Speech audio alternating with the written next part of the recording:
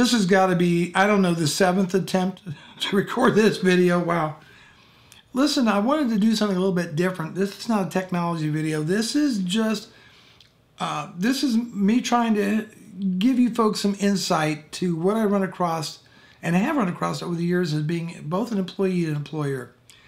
And I got to tell you that I see a lot of resumes and that kind of thing. But here's the thing about a resume, right? A resume just basically gives me a quick overview of your educational background and whatever you have mastered, whether you speak 5 languages or, you know, you're programming 8 different programming languages, whatever. It's your mastery of particular fields of endeavor. What they don't do is they don't give me a good idea of your emotional intelligence, your emotional EQ, your emotional IQ, whatever you want to call it. And the Cliff Note version of what this is, what I'm talking about, is your ability to identify, label your emotions, know what they are, and know how to control those emotions. And that's kind of the short version. And I think there's a lot of people out there who don't put enough effort into raising their emotional IQ. They don't spend the time learning how to deal with anger or frustration or fear. And not expressing empathy properly to those in need. And this is one of the reasons why, for the interview process, is to kind of figure out what kind of person you truly are. And will you fit in with the team? Will you be part of the team? Will you get along with people? How will you deal with stressful situations? How do you deal with your anger? Do you vent? Venting is the worst thing you can do.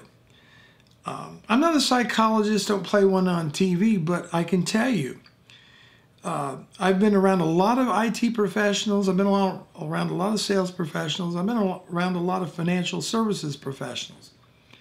The ones that are most successful, bar none, are the ones that either are good leaders or will make great leaders.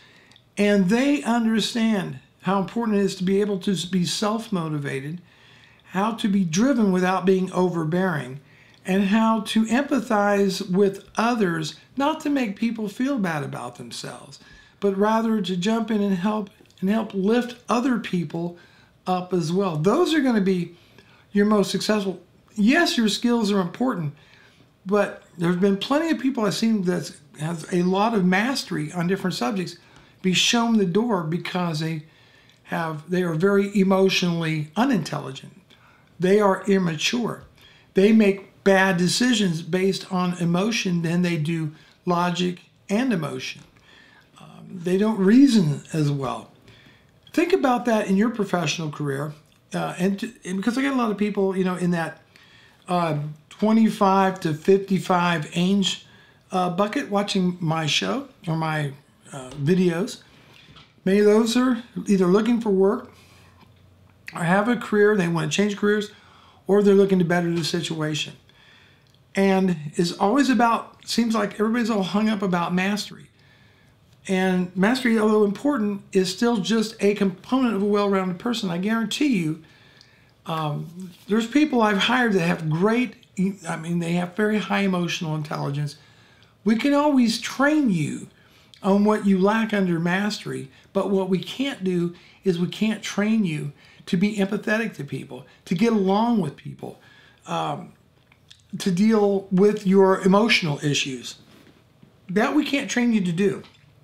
And we don't have the time, resources to do that. Companies don't want people coming into their organization that disrupts everything, creates havoc and chaos, and their life is a mess. We just can't cope with that. All right? We just can't. So understanding what your emotional intelligence is and working on that and developing those skills to learn how to identify what your true emotions are.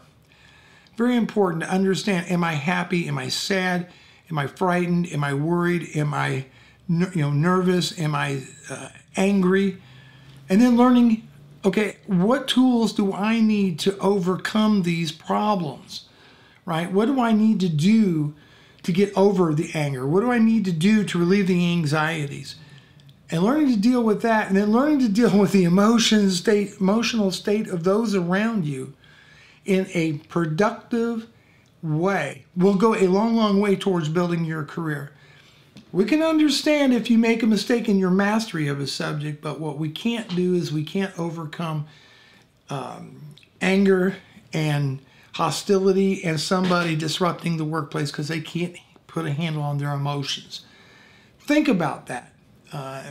I just think it's a very important subject, and it's something that's really not discussed. But I tell you, I guarantee you, if you get nothing else out of this video, if you're looking for work, if you're looking for a promotion, if you're looking to have a better career or family life or personal life, I guarantee you, understanding emotional intelligence, all right, and getting a handle on that is going to take you a long, long way towards success. I don't know anybody with poor emotional intelligence that became very successful in life. You know, how does venting and striking out at people, how's that working out for you? So that's just what I wanted to share with you in this video, and hopefully you'll get something useful out of it. Bruce Naylor, take care.